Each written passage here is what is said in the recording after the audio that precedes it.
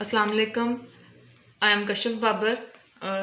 हम डिस्कस कर रहे हैं chapter number 4 liquids and solids. हमने डिस्कस किया लिक्विड्स एंड सॉलिड्स की प्रॉपर्टीज़ एंड एप्लीकेशंस को, और अपने पिछले लेक्चर्स में हमने इसकी बाकी 4 प्रॉपर्टीज़ को डिस्कस कर लिया है। और अब हम डिस्कस करने जा रहे हैं 5th property, hydrogen bonding in biological compounds and food material में, कि फूड मटेरियल और बायोलॉजिकल कंपाउंड्स में हाइड्रोजन बॉन्डिंग का क्या रोल है, अब हम ये देखेंगे। और हमारे पास बायोलॉजिकल कंपाउंड्स कौन कौन से हैं, हमारी प्रोटीन है, डीएनए है, ये किस में इंक्लूड होते हैं, हमारे बायोलॉजिकल कंपाउंड्स। और हमारे स्टूडेंट्स, हमारे बहुत सारे जो लिविंग ऑर्गन सिस्टम है उनमें क्या मौजूद होता है, उनमें हाइड्रोजन बॉन्डिंग मौजूद होती है। और बहुत सारे लिविंग ऑर्गेनिजम्स में जो इनका मेजर पार्ट है वो किस पर मुश्तमिल होता है, प्रोटीन्स पर। और जो हमारे फाइबर्स हैं, हमारे सिल्क हैं, मसल्स हैं, हमारे हेयर्स हैं, उन सब में क्या चीज़ मौजूद होती है, प्रोटीन्स मौजूद होती है।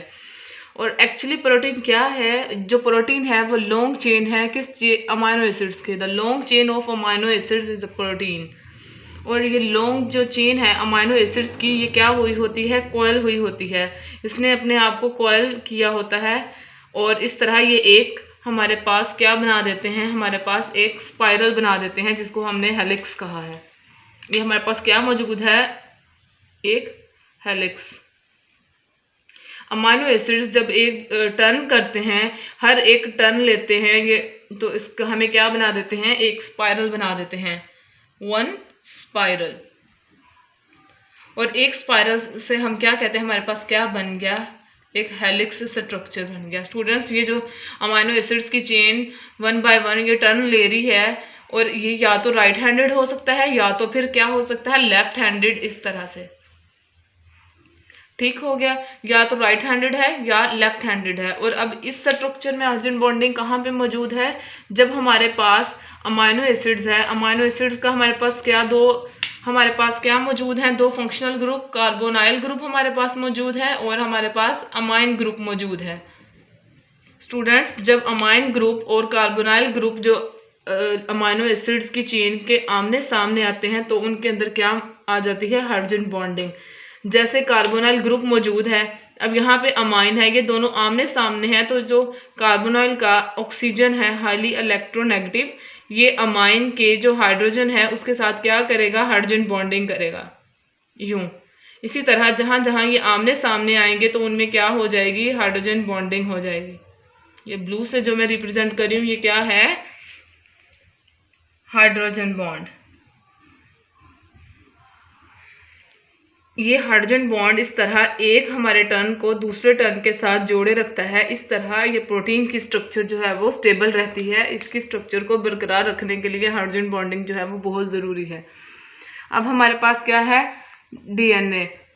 अब हमने डिस्कस कर लिया प्रोटीन को। अब दूसरे हमारे बायोलॉजिकल कंपाउंड क्या है, डीएनए क्या है, हमारे पास डीऑक्सीराइबो न्यूक्लिक एसिड्स।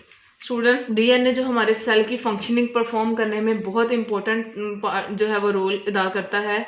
हमारे सेल, कोई भी हमारा सेल है वो फंक्शनिंग नहीं करेगा जब तक उसमें क्या नहीं मौजूद होगा, डीएनए। डीएनए हर एक इंसान का एक स्पेसिफिक होता है। इस पे प्रॉपर्टीज जो होती हैं कि हमारा आई कलर क्या है, हमारे हेयर कैसे हैं, ये सब कौन डिसाइड करता है, हमारा डीएनए डिसाइड करता है। और हर एक इंसान का डीएनए क्या होता है, डिफरेंट होता है। अब डीएनए की स्ट्रक्चर जो है वो मैंने यहाँ पे बना दी है। डीएनए के स्ट्रक्चर में देखें कि हमारे पास प्रोटीन में 1 हेलिक्स था, जबकि एक स्पाइरल बन रहा था, एक टर्न हो रहा था, जबकि यहाँ पे हमारे पास क्या है, 2 टर्न है, 2 स्पाइरल है हमारे पास। यहाँ पे क्या हम लिखेंगे कि यहाँ पे हमारे पास क्या है, 2 स्पाइरल है, 2 स्पाइरल हमारे पास मौजूद है। और ये 2 स्पाइरल मिलके क्या बनाते हैं, डबल हेलिक्स। क्या बना रहे हैं, डबल हेलिक्स। और ये डबल हेलिक्स हमारे पास बन जाता है। इसके अंदर जो मौजूद है अमाइन बेसिस हमारे पास मौजूद हैं। यहाँ पे रिप्रेजेंट कर रही हूँ TA, उनके दरमियान में क्या बन रहा है, 2 हाइड्रोजन बॉन्ड। और G और C के दरमियान क्या बन रहे हैं, 3 हाइड्रोजन बॉन्ड। स्टूडेंट्स, ये हमारे पास TA, G और C क्या है हमारे पास, यहाँ पे ये बेसिस है हमारे पास। और T किसको रिप्रेजेंट कर रही है हमारे पास, यहाँ थायामीन को।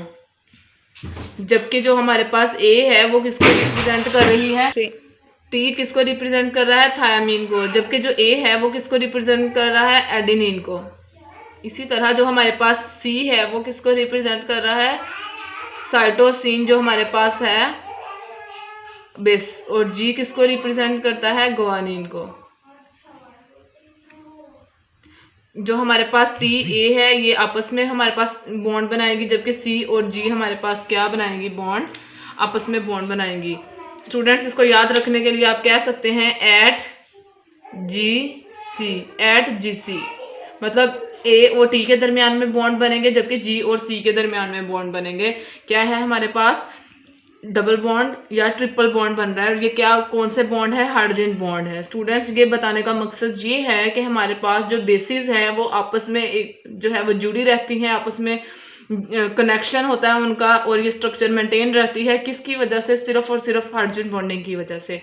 और हमारे पास ये जो स्ट्रक्चर है इसका कितना डायामीटर है, ये स्ट्रक्चर का ऑलमोस्ट डायामीटर है 18 से 20 एंगस्ट्रॉन हमारे पास क्या मौजूद है, इसका डायामीटर मौजूद है।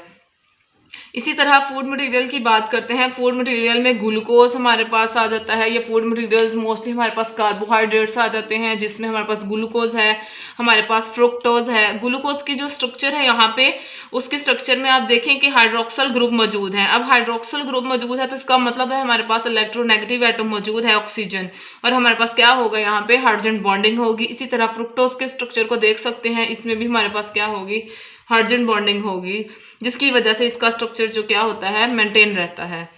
अब नेक्स्ट प्रॉपर्टी हमारे पास एप्लीकेशन क्या है, hydrogen bonding in paints, dyes and textile materials में, कि हमारे पास हाइड्रोजन बॉन्डिंग है वो पेंट्स में किस तरह रोल अदा करती है, हमारे टेक्सटाइल मटेरियल में किस तरह करती है।